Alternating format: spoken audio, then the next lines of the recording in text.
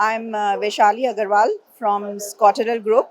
I am director here in this company, and we are finished formulation manufacturing company and manufacture a wide range of dosage formulations ranging from injections, tablets, capsules, oral liquids, external preparations in different categories. Our motto is complementing life, which says that to enhance the quality of life people are living and to serve our nation as well as people all over the world. We have been in this business for about 25 years now.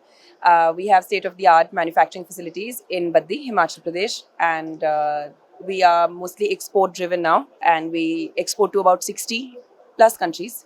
It's a very good feeling because we get to meet a lot of buyers. We get to see a lot of people who are doing the same things as we are. It's a very good learning experience because there's so much that's going on in the industry. The expo really brings us to that and gives us exposure to all of that.